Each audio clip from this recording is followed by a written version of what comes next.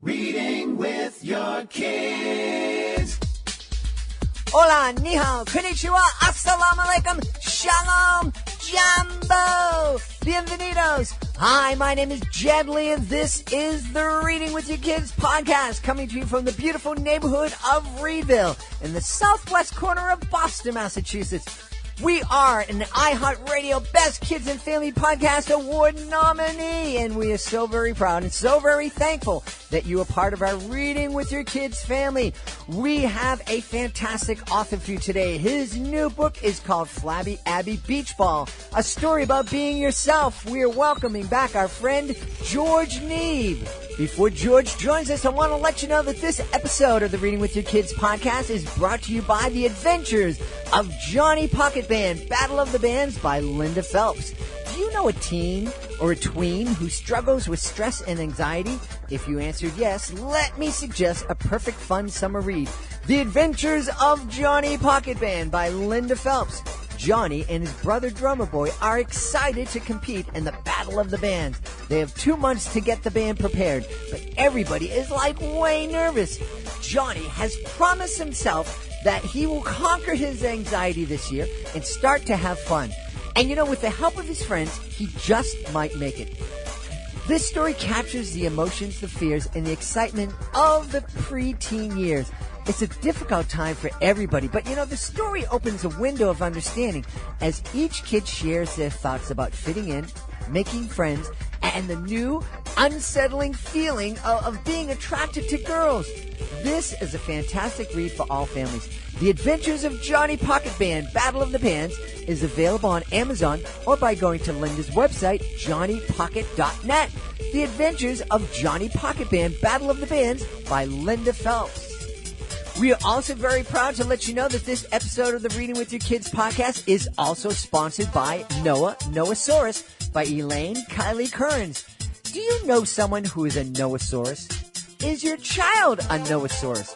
Does your child ever have one of those days where they wake up and their answer to everything is no? Well, have I got a picture book for you.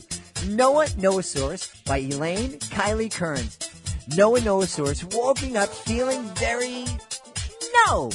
No to brushing his teeth, no to eating, and definitely no to playing with his little brother. Things only get worse when Noah goes for a walk and discovers that the relentlessly cheerful Toby Rex, Brian Brontosaurus, and Avaceratops follow him.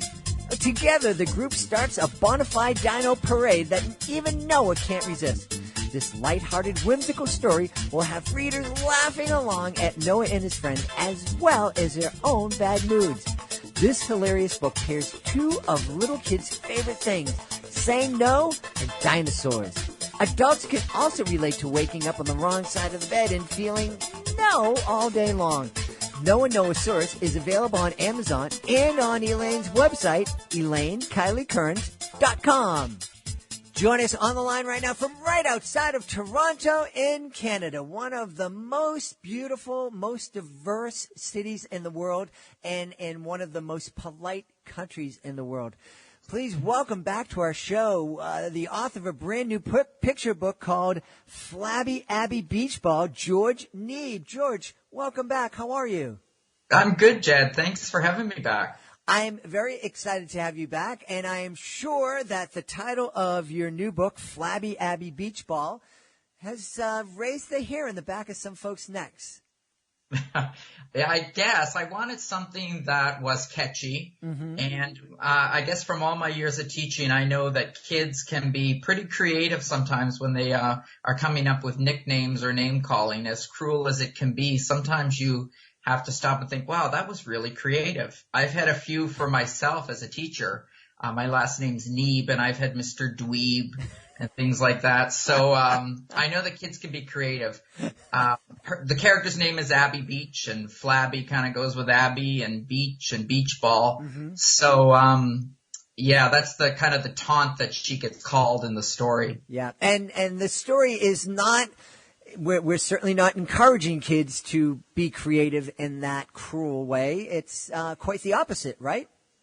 Well, the story is about how she overcomes this bullying.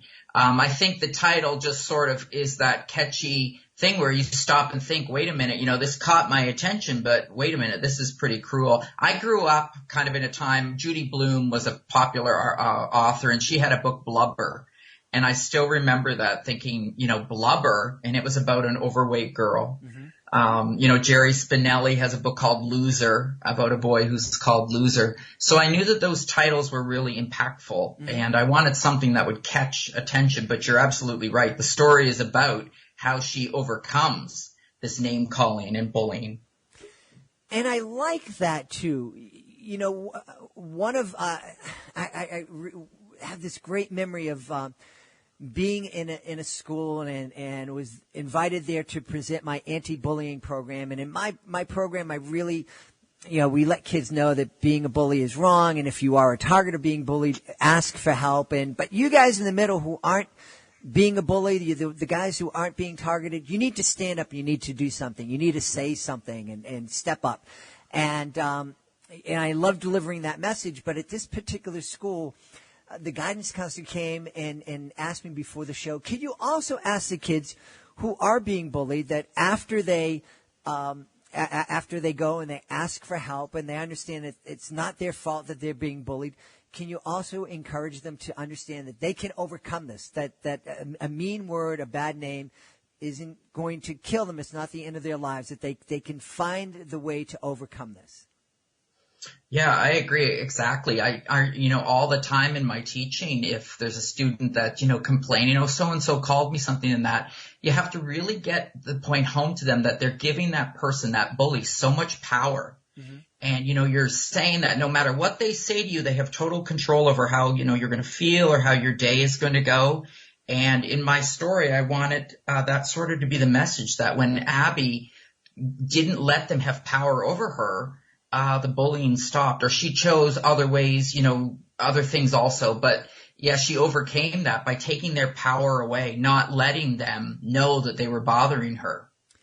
And that's, again, I don't mean to just keep on beating this point over, but I mean, I think it's something that we've kind of lost, when I was growing up, that the phrase was sticks and stones can break my bones, but words can never hurt me. Well, that's not accurate because words can hurt a lot, but they can't beat you down. They can't defeat you unless you allow them to. Yeah, that's sort of the message in the story. Abby, my main character, she's actually pretty happy just being herself. Mm-hmm. The book deals a lot with body image. She's overweight, and she doesn't get what the big deal is with all these kids teasing her and that. She moves to a new school, and she's sort of shocked at that. And when she becomes instantly popular, because as a teacher, I've noticed a lot of this phenomena too, this 15 minutes of fame among kids. But when she becomes popular, these mean girls actually then try to befriend her and change her to make them into something she's not. Mm-hmm. And the story really is about, learning to be yourself and overcoming that and getting that strength to be proud of who you are. Can you step a little bit away from Flabby Abby Beach Ball and share with us your experience as a teacher? One of the things that I think a lot of people are amazed at, they understand bullying with guys, the stuffing the kids in the locker and the punching and whatnot. But I don't think people still don't understand how vicious little girls can be and how hurtful the psychological bullying that girls employ can really be in a school. Yeah, definitely. I mean, yeah, maybe, stereotypically you might say, oh, the boys are more, outgoing and aggressive in their bullying. They punch it out or whatever. With the girls, what I tend to see often is, it's that behind the scenes. You might not even know they're bullying somebody. Mm-hmm. It's a lot about friendship, I won't be your friend, taking friends away, or they're taking my friends, or getting other kids not to be your friend. And it's a lot more hidden in a way, I think, that you really have to watch for it. It really is. And like I said, I don't think it's something that we talk a lot about. I was fortunate that I ran an after-school program before I was married, and so I saw a lot, and my eyes were really opened up to it. Just the whole, I'm not going to, I'm your best friend this minute, but you did something to me now now I'm not going to be your best friend, and I'm going to tell everybody else not to talk to you.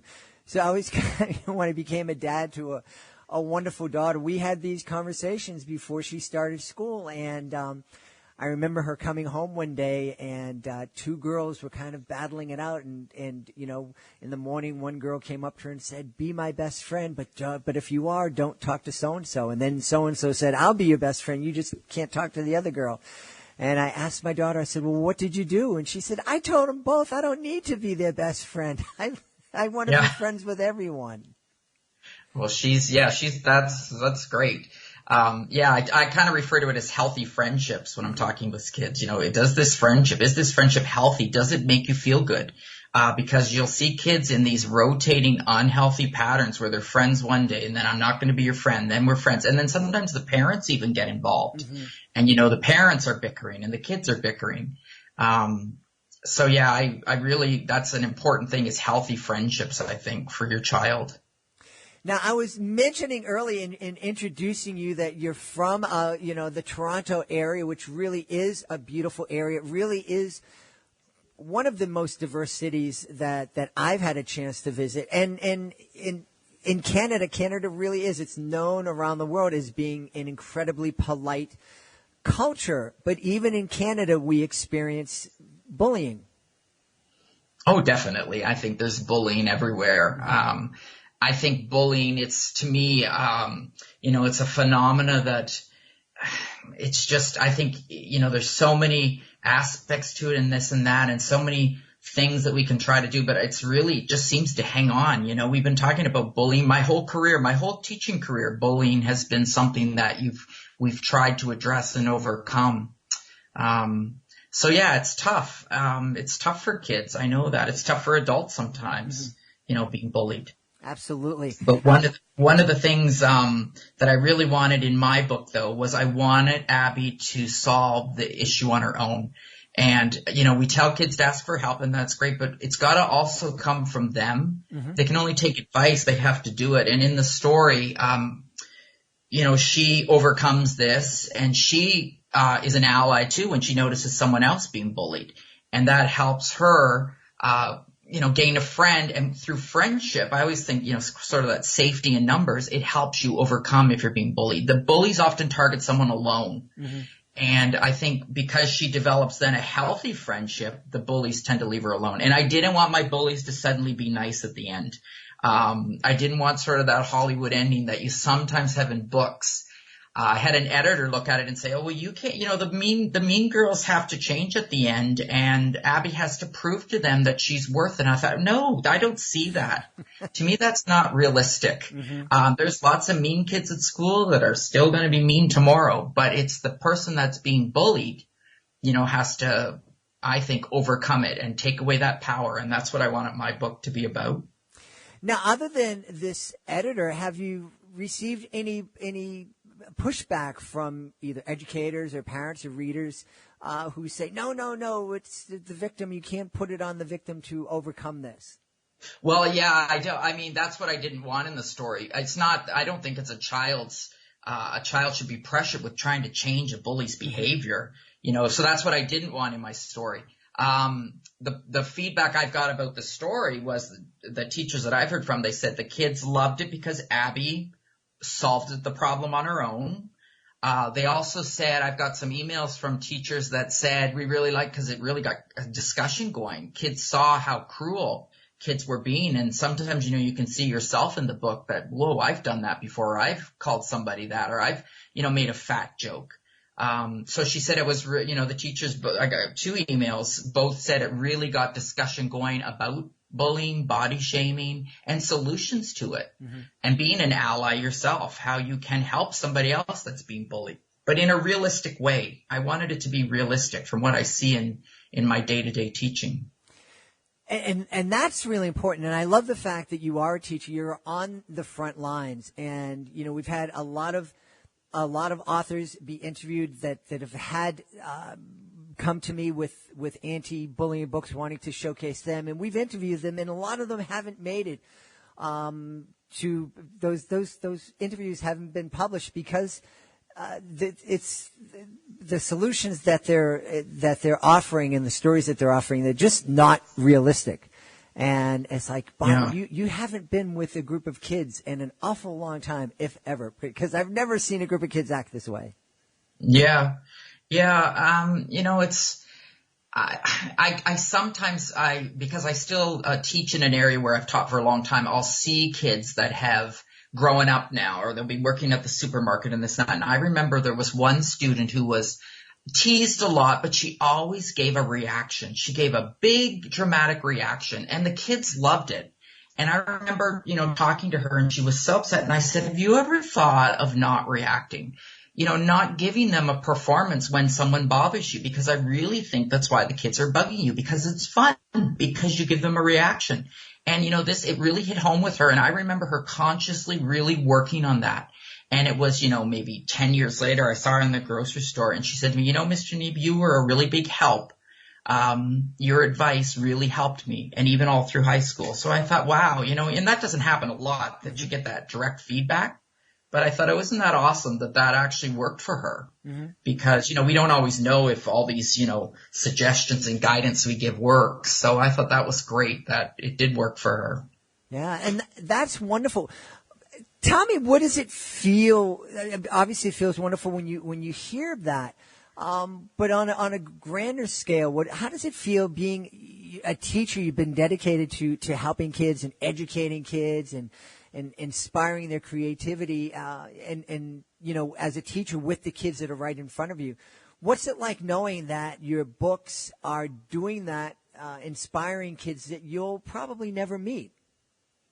Yeah, well, I think that's awesome. I mean, that's what I love. I love that, knowing that somebody's maybe reading my book that doesn't know me directly, because, when you're starting out as an author, it's great when people, are buying your book to support you. But when you make some of these sales on Amazon or other, sites that you don't know the person, and they're buying it based on maybe the blurb or word of mouth or the reviews, then that to me is exciting too, because you're reaching other areas beyond where you teach and live. Mm-hmm. My book's available worldwide, and I've sold some in Australia, and I've sold some in England and down in the States, and even one, I think, in Brazil. So, that's pretty exciting that it's reaching out across the world. Mm-hmm. Yeah, no, I love that.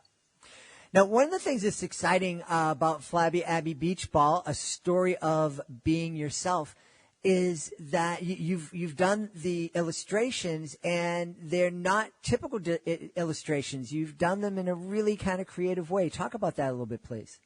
Yeah, I mean, that's my favorite part of creating books. I always say I'm probably an illustrator that writes more than being an author. But I love creating the illustrations in ways that kids can replicate. I think that's the teacher in me. So this book, I did the illustrations with cut paper, but I dyed the backgrounds using something called crepe paper. It's a stretchy tissue paper. And not a lot of people know about crepe paper. They know it more from streamers. It's often used for streamers and stuff, but you have to find from an art store a cheap crepe paper that will bleed. That means the dye will run out of it. And we do it at school. I've done it with my class. Every year I've had them do this project and make picture books. So I thought, well, you know what? This might be great for me to actually make a picture book doing it. You just take white paper, you wet it, and you lay this crepe paper on it, and this ink bleeds out in tie-dye effects. We call it paper tie-dye. So that's what all the backgrounds are done in. And then I just cut out the figures and sort of lay them on and photograph them. And by doing that, you get sort of a 3D effect with them sticking out a little bit. I sometimes put plasticine under them so they'll stick out from the background, and you get shadows and interesting effects. Yeah. What a wonderful time we are living in, and that we have this technology literally in our pockets. Can you imagine? I'm a lot older than you, and I'm just thinking about the cost of doing something like that, and the equipment, the lengths that you would have to go to pull together the equipment to create what you're talking about. And right now we can just do it at home, do it in a classroom with, just some paper and the phone that's in most of our pockets. And that's what's funny, Jed, is that I used my iPhone to take the pictures. I had a really good camera. My son loves photography. Mm-hmm. And I did all the pictures with the camera. and I wasn't happy. There was something about it. And so I started using my iPhone, and I liked it better. I liked the quality better. They were good enough quality, and, I guess it's the dots per inch kind of thing. You need 300 dots per inch or something for the quality, and they were fine. They were perfect. They could be blown up to, the size of the book, no problem. So, yeah, it's amazing. Yeah. What kind of things can families talk about after reading Flabby Abby Beach Ball? Yeah, I think talking about the different points of view in the story is always great. From the girl, the bully's perspective, why do you think that they were, bothering Abby so much? Why did they care so much what she looked like? How did Abby, become an ally? What did she do? How did Abby solve the problem? Because, it's not stated directly. Kids have to use inferencing. So what did Abby do to solve the problem? Why do you think Abby's mother was pressuring her so much to fit in? And, I think in the story it comes across the mother is really, she's not a bad mother. She's worried about Abby being teased, just like all parents are. I mean, I'm a parent too, and I didn't want my kids being teased. But sometimes that comes across maybe as you're not accepting them for who they are. Mm-hmm. And I think, discussions like that about the book, there's lots in there that I think teachers and parents can discuss. And it's important, I think, to discuss this with our kids. Obviously, Flabby Abby Beach Ball is a lot of fun, and there's a very powerful story. But I think we also have to remember that other lesson about being ourselves and loving ourselves. Yeah, definitely. And I think that that's, key to, a successful life is that you're happy in the skin you're in, and you make the best of what you have, and, be kind to others. And those are all important things that I think the book talks about. Mm-hmm. Yeah. Now, we talked about the book being available on Amazon worldwide, which is also really, really cool. to think that we're living in a time where we can create a book and we don't need this massive corporation behind us to get it distributed to every part of Canada. We can go and get our book distributed to almost every corner of the world. But speaking of the internet, where else other than Amazon can we find out more about you and your books? Well, I have a website, georgeneeb.ca. It's up in Canada, so it's .ca. And on there, I have links to YouTube videos where I demonstrate how I made these pictures. I also put the instructions in the back of the book, too, for anybody that wants to try to dye the paper. But I have a video on there. So my website sort of pulls all that together, all about my other books that are available and this one. Facebook, I have a page, a picture book page, that talks about all my books and reviews and that sort of thing. So those are probably the two main social media areas that people can check out. Now, I know that you have this creative mind. You have all this experience working with kids, and you have a love of communicating with kids and teaching kids. Can I ask what you're working on next? Yeah, I actually have a sequel to my first book finished, and it's coming out actually June 1st, so it's coming out in a couple days. And that is the sequel to Pharaoh's Arrow. Pharaoh's Arrow was the Egyptian picture book that I did about a year and a half ago. So I got a lot of people asking me about that story and if more about what happened, because just a quick recap. In the story, she leaves the oasis, the girl, the main character, and she heads to the capital to confront the pharaoh. And there's I didn't have room to talk about, well, how did she get through the desert all alone? So I knew it would make a great sequel. So in this sequel, I address what it was like for her on her journey through the desert alone to get to the capital. So that is coming out in a couple days, and it's done in Egyptian style again, which I love doing. And I've had a lot of kids try it and send me pictures of their artwork trying it, because the instructions are in the back of that book too, how to create papyrus-looking pictures. That must be a lot of fun receiving those pictures from kids. Oh, it is. I love the feedback, definitely. And I teach grade 4, and ancient cultures is a big unit that everybody wants to teach grade 4, and kids love grade 4 because we study Egypt and China and ancient Greece. So there's so much art involved in that. You can teach that unit through art so much. And that's what I love about it. And that's why I want to do more books that are about ancient cultures, because I really feel there's a need for picture books at that level for kids, because you can teach so much about ancient cultures, so much about anything through picture books. I'm a big picture book fan, or illustrated fiction, I guess you could call it too. Sure. So, so I have that Egyptian one, and I have one about ancient China with an emperor and a dragon, and that's with an editor right now. So that'll be coming out probably in the fall. So I'm working on lots. Yeah. We are really excited about that. And just because you're here, kind of remind us, as from the perspective of a fourth grade teacher, how important is it for us to continue to read with our kids after, and not necessarily snuggled up on the couch reading aloud together, but to co-read together and talk to our kids about what they're reading when they're in 4th, 5th, 6th grade? Oh, I think it's so important. That's a kind of a transition year. We call it junior up here in Canada. Where they're maybe moving from, early readers and picture books into starting chapter books or novels. And the graphic novels are a big hook at that age, the age I teach, to get them involved in longer books. So I know that's important. Finding something they like to read. I don't buy the excuse that, I don't like to read. There isn't anything I like to read. There are so many books out there. I say to parents, there is books for everybody. Mm-hmm. So, I think find books that you love. There's so many books. What is there? 8 million books on Amazon, I think.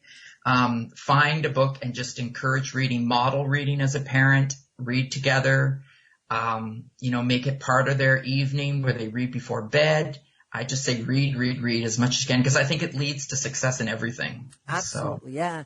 And it's a great way to start that conversation with our kids. So if they're used to talking to you about what you're reading, and you're sharing about what you're reading with your kids, and they're telling you about what they're reading, it makes it so much easier for them to talk about what they're watching on TV, and the music they're listening to, and the video games they're playing, and which leads to help them have easier conversations about being bullied at school, or about the girl that they like, and all that other kind of stuff. Yeah, and I think just listening, like you said, just listening to them. If they're being bullied, listen to them. Mm-hmm. And I think with them talking about it, solutions are going to come to them too. I don't think we have to always jump in and solve. I mean, we all want to be good parents and good teachers, but you're right. I think just listen. And oftentimes, I think through listening, the child themselves will start figuring out, well, this is maybe what I could be doing, or I could do this different, and let them start picking some solutions to try. Yeah. And then coming back to you and you can say to them, what did you try today when that happened? I'll do that with kids all the time. They'll come and say, so-and-so did. I say, well, what did you do? How did you solve that? What are you going to do about that? And hear what they have to say, instead of always trying to solve it. And I know that comes from a good place in our hearts, but I think it's important for them to start thinking of solutions. Yeah. And just having them kind of calm down and take a breath so that they can explain the problem and what's going on. Sometimes just having them slow down and be able to do that starts that process where they're starting to use that creativity and using that problem-solving mechanism inside of them, so that they can start to solve the problems and feel much more empowered. Absolutely. I think that's so important. Yeah. Definitely. We've been speaking to an incredible 4th grade teacher and the author of the incredible new picture book, Flabby Abby Beach Ball, a story about being yourself, George Neeb. George, thank you so much for being on the show. Oh, it was a pleasure, Jed. I love talking to you, and I hope to talk to you again soon. Please be sure to join us for the next episode of the Reading with Your Kids podcast. Our guest will be Jill Mango Weisfield. She'll be here to talk to us about a great new book, Riley the Retriever Wants a New Job. Speaking of new jobs, if you are the author of a children's book, you will probably surprise that your job didn't end when you finished the manuscript. Whether you're publishing your book independently or publishing it with a traditional publisher, writing the book is just the start of the process. Once you finish writing your great children's book, it's now, in so many cases, It is up to you to market the book to let people know all about your great children's book. Being a guest on the Reading with Your Kids podcast is a great way to tell the world about your fantastic book. It's fun and it's easy, and it gives you a chance to tell thousands of people about your fantastic children's book. All you need to do is to go to our website, readingwithyourkids.com, click on the contact button. Let us know about your great book. We will let you know the next easy steps. Right now, the next easy step for me is to thank our guest. Our guest, George Neeb. Make sure that you check out his book, Flabby Abby Beach Ball, a story about being yourself. We also want to thank our sponsors, Elaine, Kylie, Kearns. Make sure you check out Noah Noasaurus. And, of course, we want to thank Linda Phelps, the author of The Adventures of Johnny Pocket Band. Of course, I need to thank my amazing producer, Fatima Khan, for everything she does for the show. Be sure to check out her blog at readingwithyourkids.com. I also want to thank my beautiful wife for all the support that she gives me. I want to thank all of you for taking the time to subscribe to the show on the iHeartRadio app, on Stitcher, on Spotify, wherever you find your podcast. Of course, I want to thank you most of all for making the world a better place. And you do that every time you read with your kids. I'll be looking for you in the next edition of the Reading with Your Kids podcast.